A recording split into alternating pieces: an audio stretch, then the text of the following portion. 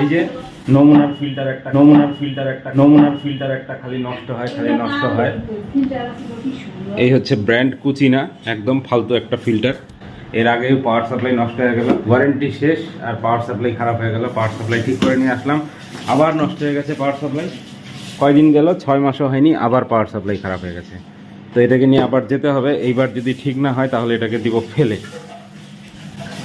এবার ঠিক না হলে এটাকে ফেলে দিতে হবে। আবার এর ভেতরের মেনটেনেন্স রয়েছে, ভেতরে দুনিয়ার ক্যান্ডেল রয়েছে, 7টা ক্যান্ডেল রয়েছে। সেই 7টা ক্যান্ডেলও চেঞ্জ করতে হয়, না হলে হয়ে যাবে। খুব এক্সপেন্সিভ মনে হচ্ছে এখন ব্যাপারটা দেখে।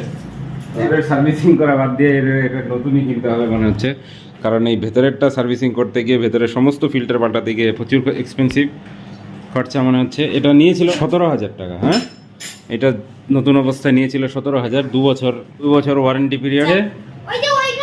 তারপরেই এর বিকল হওয়া শুরু হয়েছে। মানে কোম্পানিও এরকম বানায় যে ওয়ারেন্টি পিরিয়ড পর্যন্তই চলবে, তারপরে ঘুরতে থাকো মেকার কোম্পানির পেছনে। তো এটার ভেতরের ক্যান্ডেলও মনে হচ্ছে এখন চেঞ্জ করতে। এটা কি ঠিক করে এবার কী করবো?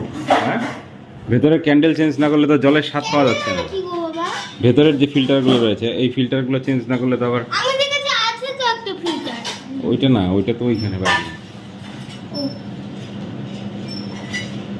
আর যখন ফিল্টার অন করা হয় তখন এত শব্দে একদম মাথা ধরে যায়, এত খারাপ লাগে, অত্যধিক শব্দ। বলেছিল এত শব্দ হবে না, কিন্তু হচ্ছে এখনো।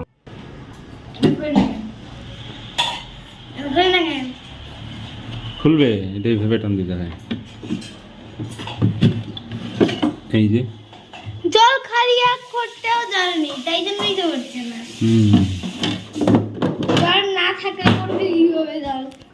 তো যাই হোক, দেখি এটাকে দোকানে নিয়ে গিয়ে এটা যে পাওয়ার সাপ্লাই আছে এটা ঠিক করা যায় কিনা, না হলে এটাকেও বাতিল করতে হবে।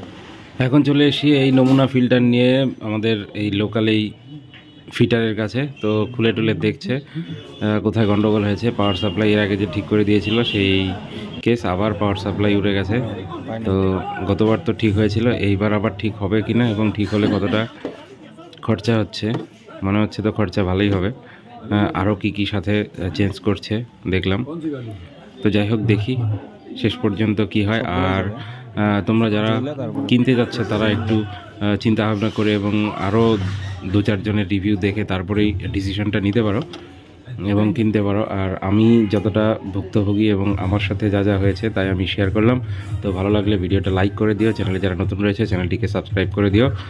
জয় শ্রীকৃষ্ণ। চলে আসলাম, ফিল্টার ঠিক হয়ে গেছে। এবার দিচ্ছি সুইচ।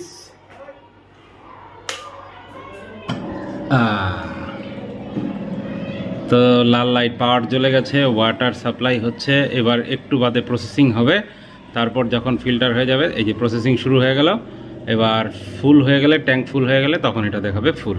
তো ঠিক তো হয়েই গেল, নষ্ট হবে তার উপায়ও থাকে। তো এই যে সেরে নিয়ে আসলাম। কিন্তু এইভাবে যদি পরপর নষ্ট হতে থাকে কম সময়ের মধ্যে তাহলে খুব খারাপ ব্যাপার। আর যখন এর ভেতরের ফিল্টার যেগুলো রয়েছে সেই ফিল্টারগুলো পাল্টাতে হবে, তখন খুব এক্সপেন্সিভ, মোটামুটি 8-10 হাজার টাকা শুনলাম এরকম। তো তার আগে এটা যতদিন চলে এইভাবেই চলবে, তারপরে বাদ দিয়ে দিতে হবে।